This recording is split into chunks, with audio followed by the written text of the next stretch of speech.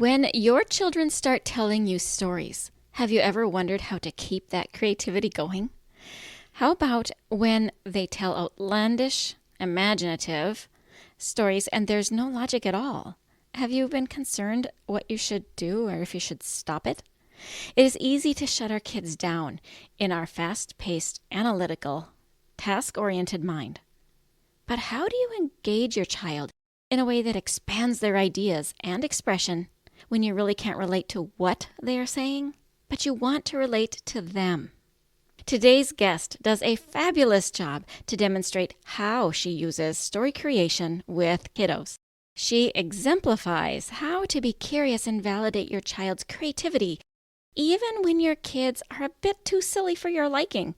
She gives us a format, an example, and a description. And this gives you an intention.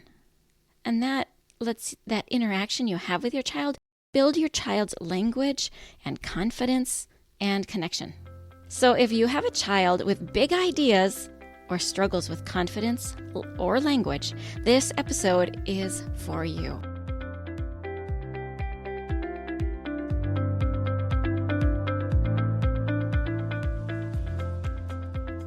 Does your child have a speech-language delay and you really want them to talk?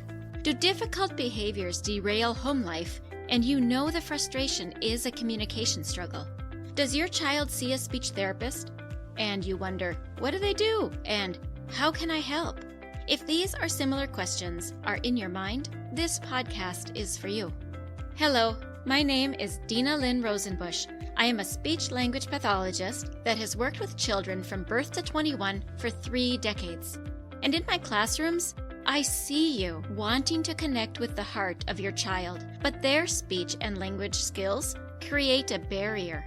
So if you have a kiddo that has difficult behaviors, needs to expand their language or learn to say speech sounds, and maybe even receives speech therapy, stay tuned, because in this podcast, you will learn how to use your daily life as a tool to communication practice and how to do that practice. You will become confident knowing you are making the difference you want to make. And you will hear success stories of parents who have navigated these struggles already. We'll do this all while focusing on building deep, meaningful connection and confidence in your kiddo. So grab a cup of coffee along with a notebook and pen. It's time to speak in the way your child's brain understands. And that is the language of play.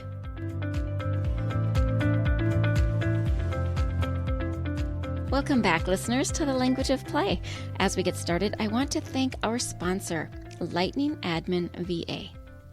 You've got a lot on your plate: speech therapy appointments, home practice, and all the daily mom stuff. And if you run a business, that mental load can feel even heavier. And that's why I want to tell you about Cindy at lightningadminva.com. She's a virtual assistant who handles the admin side of your business so you can focus on your kids and still keep your business running smoothly. See the description below in the show notes or email Cindy at lightningadminva.com. In the last episode, you learned about how your child's airway can impact their sleep, their behavior, their teeth, their overall development, including language. And one way that airway can be an evident problem is by mouth breathing or even crowded teeth. Well, our friends at Toothpillow are offering a free video assessment in addition to $200 off treatment. Go to Toothpillow's website, you'll find in the show notes. Select Is My Child a Candidate? And when asked, who can we thank for referring to? Put in Language of Play. And that way you will get your $200 off treatment and they will waive the $50 virtual assessment fee. That code again is Language of Play, a generous gift for all our listeners. Well, families, we are well into the holiday season now. And do you ever feel like your kids are just not listening? Like the busyness that is around you swirls and it's really difficult to get your kiddos to focus in and listen to what you're saying. That in and of itself could be a language issue. And the cause of that language issue could be many things, from airway to ADHD to many other things. So I want to offer you a valuable resource titled 5 Ways to Get Your Kids to Listen Better. It is a mini series to land in your inbox that will give you practical, simple tips to help you get your kiddo to listen right away. You can download it from the show notes as you scroll down below this episode. I created this guide from the many years of experiencing kiddos with ADHD and autism and language delay, and even just the normal childhood development when they have selective listening. Sign up now and let me know what you think. Parents often wonder what I actually do in my business here with the language of play, because I am a speech pathologist, and what I have done for many years is work directly with the kids. But what I have found over the years is when I can partner with a parent and you can implement regular practice with your child outside of the 1 or 2 times a week that they get speech therapy, your kiddos develop so much faster. I also find that there are many, many children that struggle with communication, and parents and teachers talk, but then they don't qualify for speech therapy, or there's a general consensus that, well, give them some time and they'll get it.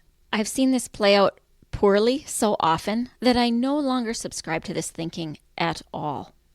When we know how to help our kids, when we have the keys for their development, let's give it to them. And when you don't know how as a mom and dad, that's okay. There are people like me to help you know how to do it. We know that the earlier we intervene, the better in all things. So in communication, an area that impacts every part of their life, let's build those skills right away.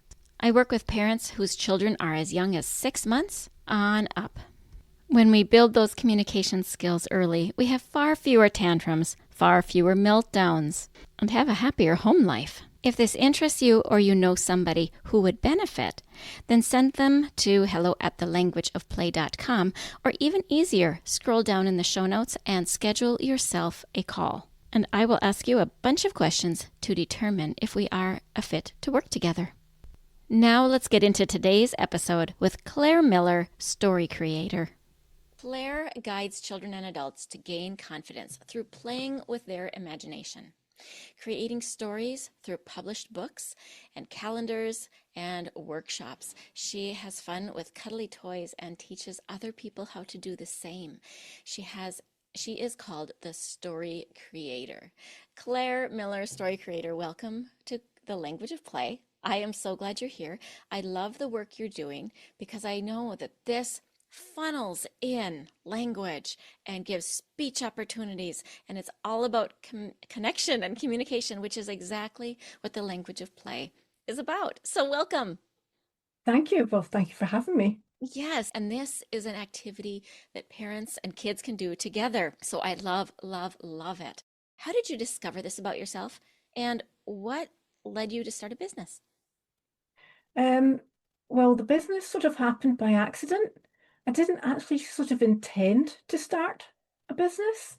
Um, I've always enjoyed reading, and I wrote a novel when I was in my teens, a teenager. When I was going through secondary education, I wrote a story to get my English higher the second time, which really is quite dodgy because it's not like going in this poem, this line says X and it means X, Y, or Z, because a story is so subjective to the actual person reading it. And then I went off and I went to college, worked, and got married. And then I had kids, and that's when I discovered that I wanted to do something for myself. So I started a 6-week evening class in creative writing in 2001. And that's where basically my love for writing came from. And I've been keeping a notebook ever since that point. I was we were able to stay up quite late until about 2002, because in 2002 I had a second child, and I can't stay up late and watch and write when because my children are like on Duracell batteries and they kind of like they just keep going. So as the kids got older, I had more time for myself and I did more writing and I wrote some stories for my second daughter, Sarah. And then I started working at the local primary school where I worked with a group of children where they created a character for me. I asked them about the character, like what does a character like and dislike? And this is important because it means then that if, like, say, the character can't stand cheese for whatever reason, and as part of the story, they've got to go into a cheese factory, you get an idea, you can get maybe a feel for how they're going to react within the environment that they're in. And then I asked the kids, so where does the story start? And what happens next? Oh, yes, of course, the zebra with the wee girl in the back is going through the jungle and meets a pyramid. Absolutely. Yeah, happens all the time. And in the doorway in this pyramid, there's a lion who says, come into my quarter. And at the end, there's a magic treasure trove. And I'm going, yeah, really? What was the treasure like? So I did that at the local primary school for 4 years, and it was just fun. I played for certain Fridays in every month. I played. It was brilliant, I and love this that. led Can to I me. stop you for a second?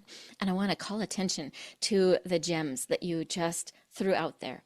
So, listeners, when you think about how we can draw a child into a story, what Claire is showing us is that a really good example of child-led play. When we have our kids, and sometimes we think, what is child-led play? This is one great example. She just tells the kids that she needs to know about the character. And then they decide what the character's like. Now, she's still got the pen, she's still got the book, she's still doing the writing, but she's then saying, well, and then what happens? And she finds, and then what happens? And then what happens? So she's not doing the story. The children are doing the story. The children are creating. She is like the scribe and the artist that is pulling the kids' thoughts together. So this is beautiful, beautiful example of child-led play. And you're saying that for you, this indeed was play. And I can totally understand that because it is so fun when you enter that imaginary world of a child. And this action of doing that causes our kids to go back in their minds and pull up the language that they know. And then they have to think, how can I put this together in a sentence to get you to understand what's in my mind? So this is a huge, wonderful language expansion activity. Oh, well, it was fun. I Yes, played. I mean, yes. I'm like, this is not hard work for me whatsoever. I kind of going, okay, right, and the robot does what? Of course. What does the robot do next? Um, so because writing was becoming a lot more prominent in my life when I was working at in the primary school, there was an event at my local library for a self-publishing company who was there with some authors. So I went along, and it turns out that one of half of the self-publishing team actually worked in the same company as I did, like many, many moons before. And this lady, Kim, she said to me, oh, yes, I remember getting phone calls from you. And I went, really? I don't remember you. Oops. But well, it was a good impression. Yes. It was fortunately it was a good impression. And this led to me publishing my very first book, which is called Pure Human City, in 2016, because I'd promised myself on my bucket list I would have a book published, just one. And this is da, da, da, Love it. my book. So for those of Um, you that get to see this in video form someday, um, Claire is showing her book, Pure Human City. I have not read that book myself yet, but I am looking forward to it. Yeah, and I this book when I wrote it, it's 20,000 words, and I thought, fantastic, great. I've got a novel, and then I was told, oh no, no, no, that's a novella, and I went, only a novella. They said, oh yes, a novel's 50,000 words, and I went, that's a lot of words. Um, so that's how I got started. So once I'd published Pure Human City and I'd still been going to the primary school, um, I thought, right, okay, the kids keep coming back to my workshop in the school. So what I'm going to do is I'll take the four stories that I wrote for my younger daughter and I'll put them in my book, I Can Create Stories, which is an A4 size book. Um, and the idea is that it's interactive. And by that, what I mean is that there is actually one page of text, and then opposite, there's a blank page. And the Right. idea is the child can draw in the book whatever's coming to their head from the story. And that is Um, exactly the book that connected us, yes, because that connects where children are at and yep, parents that want to help children draw out language from where they're at and using books. So this book is totally interactive and totally for parents to buy and dive in and enjoy the creation discovery time with their kiddos. yeah, Since you're already on that topic, let's have you continue to describe the book and yep. tell us, because I'm sure that by now people are wondering, what is that accent? It doesn't sound like your typical London accent. What is it? Would you tell where you're from? Because I know I had to ask you. I'm from Glasgow in Scotland. Glasgow in Scotland. I think it's a really cool, beautiful accent. Thank you. Yeah, but it Thank you. does take a little bit of time to tune my ear to it when I'm used to a different accent. But now my ear is well tuned, and I hope all you listeners are too. Yes, yeah, so the because I wanted my book to be interactive, because I have a training qualification from my past before I started my family. I needed to make sure that it included all the senses. So there's a page where the children can actually draw, there's words they can read, and at the very back of the book, I wanted the children to have an opportunity to create their stories their ways. So I have blank pages with little images, and one of them is I've got a wee balloon, Hmm. and beneath the balloon is up, up, and away. Where is the balloon going? So the idea is that it starts a thought for a story, because sometimes if someone's faced with a blank bit of paper and a pen or a pencil, even it happens to me, you can see their mind go, phew, and Yeah. absolutely, I mean, it's just blank.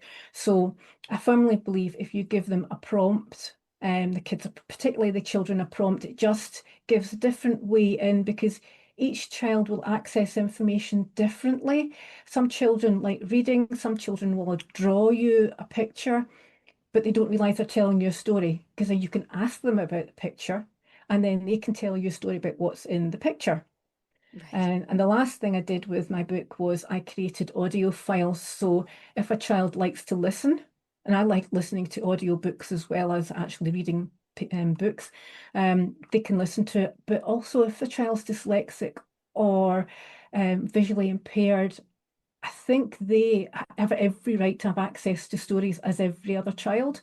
So I included as many ways as possible. And when I was putting my book, I Can Create Stories together, it was kind of like I said to the group of people I was with, yep, I'm going to publish a book. And I thought, I'll need a website, never done that before. I'll need to create audio files, never done that before either. And then I'll need to do X, Y, and Z. And it took me 18 months from the initial idea to the finished product of having my my oh, my lovely book. You know, it's after I published Pure Human City, I thought, it'll never get more exciting the next time I get my next book. By this point, I had more books in my head. I just didn't know how many I was going to be publishing. And when I got I Can Create Stories, and I went, oh, it's more exciting the second time round. And I went, oh, so it was just yeah, and with the feedback I got I've had from the book is just superb. The wee girl who, what I call road testing, but she helped me review it. She's 8 year old at the time, and apparently she was very quiet and didn't have a lot of confidence. So her dad said to me, "Oh yes, she rushed into school with your book, and we couldn't. We had to sort of like, had to say to her after two stories, you have to go to bed." Because she wanted to stay up all night and read the book.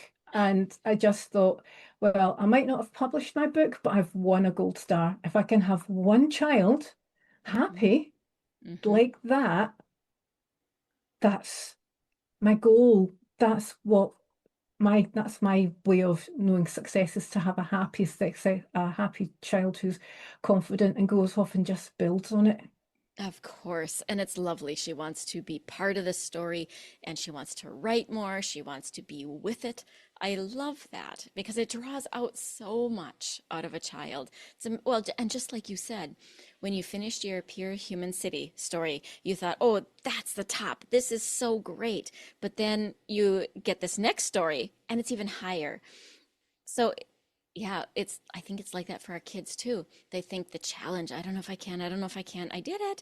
Yay, I think I did it, and then they're excited.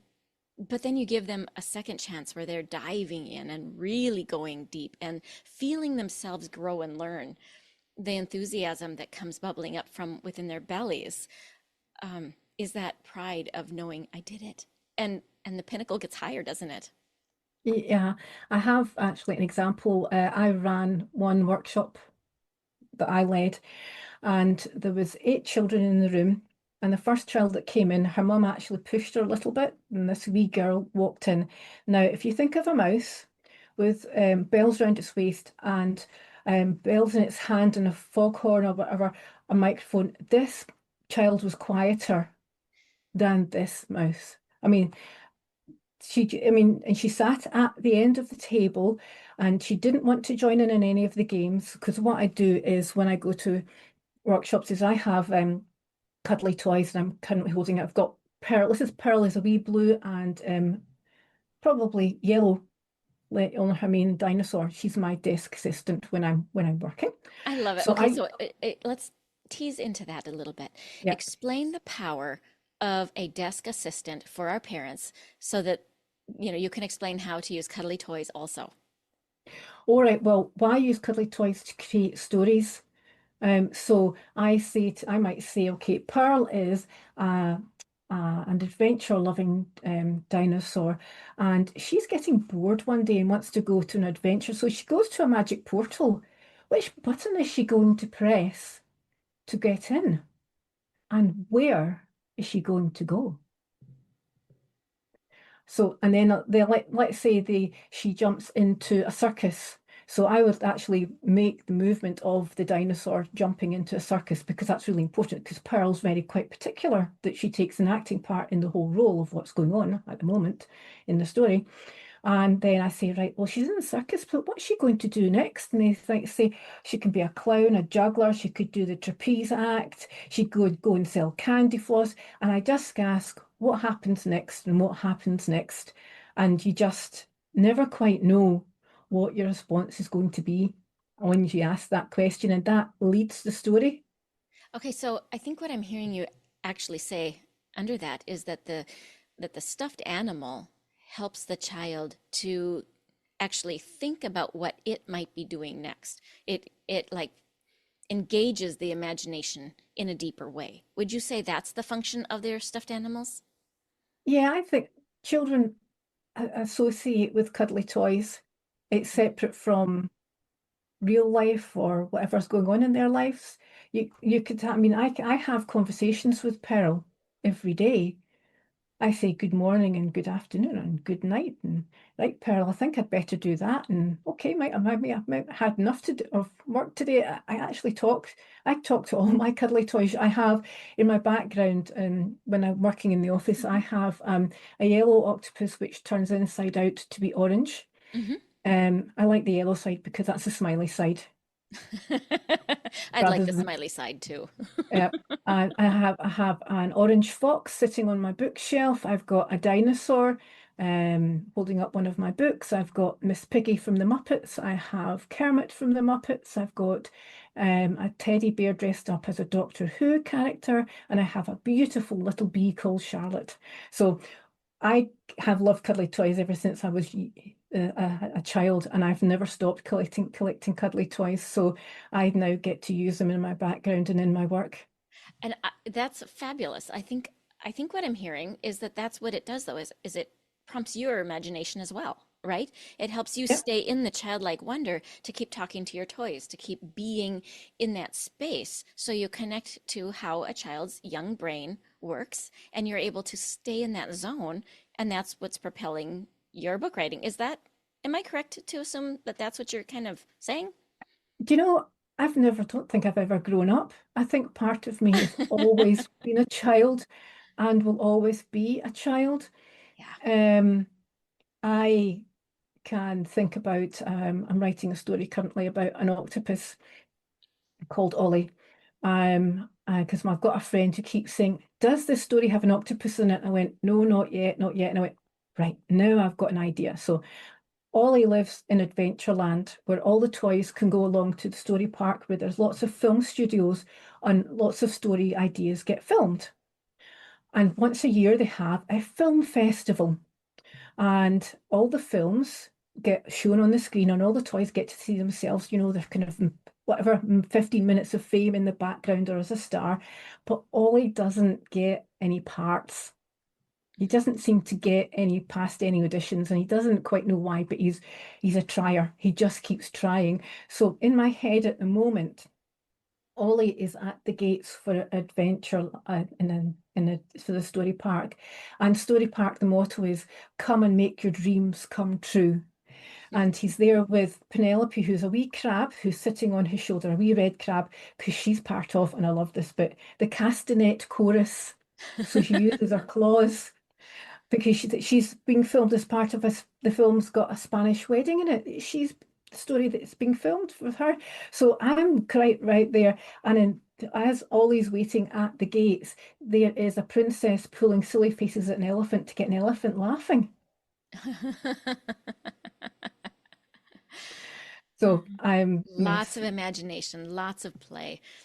It shows that we're always expanding. What do you love I most about the work you do? love seeing the difference I can make it to a child. It's Say just that that again. I'm making a difference to a child Yes. because the child I was telling you about that was really quiet, and my workshop was an hour. And I invited her to join in the game with the cuddly toy because for me, it's really important that each child gets something out of my workshop. They've got to have fun. Doesn't matter where it comes from, they've got to get something from my workshop.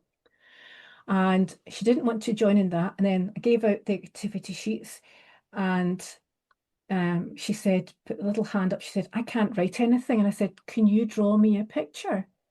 So she drew me a picture of a hot air balloon with a girl and a wee dog in it. And it looked practiced. And she came with her own pencil case with pens and pencils. So she was prepared. Um, yeah.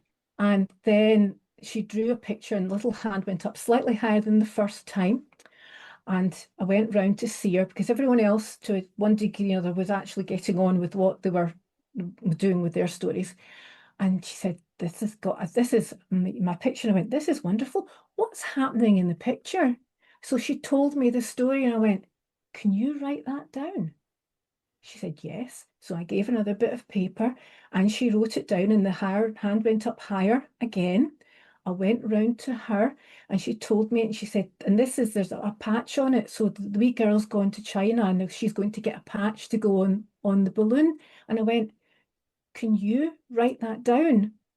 So she'd gone from doing nothing to drawing a picture, telling me her story, and writing it. And at the end, she was standing beside her mum, and you could see her shaking.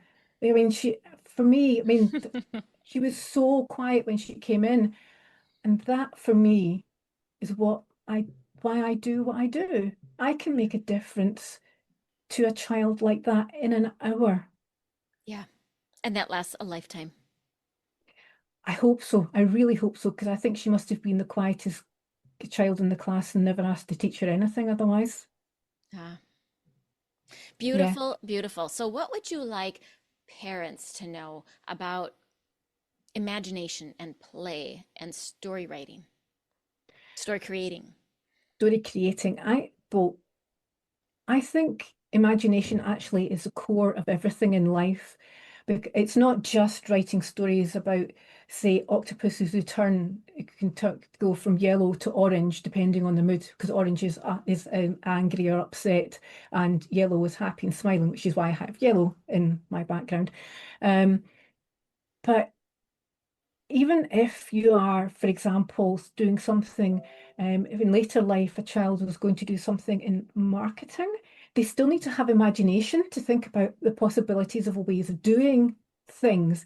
If whatever a child's doing in life, if they've got to think about a solution for something, it requires imagination. Mhm. And it's just stories teach lessons, and stories are the words that we tell ourselves. So if you can help a child develop a language which is encouraging, it might help them solve a situation they've got with themselves, or could be able to come to you as a parent or another adult or and say, look, I have this happening with me. How do I deal with it? Mhm. Um, and it also means that they can be very clear in their communication because they're using words which actually communicating how they feel. Language is just so, the way people use words, if you really listen to it, it tells you so much about what's going on in their head. Mhm. But children, if you can get children engaged with their imagination, be it writing, some children like to write with a pen and paper. They'll just do it straight off because they've got the imagination. Other children will draw, and you can ask them about the picture. And then they might actually draw something for you. They might do something in a cartoon format, so they're using words and images. Or you can give them a picture. Or you could go out into nature and go, look, there's a squirrel running along that tree. Where do you think the squirrel's going? And I played a game with my younger daughter.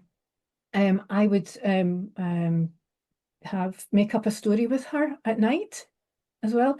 And then another game which she absolutely loved was she'd hide me the duvet and I would go, I've lost Sarah.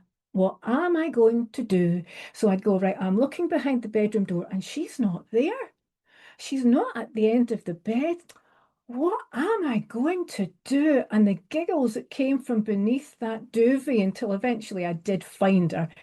But it's playing an imagination and words. It's just crucial. You help a child work out how they learn information now, and it will just Mhm. stand them in such good stead for the rest of their lives. Ah, well said. I couldn't have said it better. It's beautiful. I love, love, love what you're doing. I love this resource for parents. I love that it funnels right into getting a child that is hesitant to speak over that bridge to start using words, to start speaking, to take a child that's got one word and it funnels them into one way to be able to expand into longer sentences and increase their ability to tell what's going on inside themselves to the world outside. I love that. Thank you. How can parents get a hold of you if they are listening thinking, man, I want that?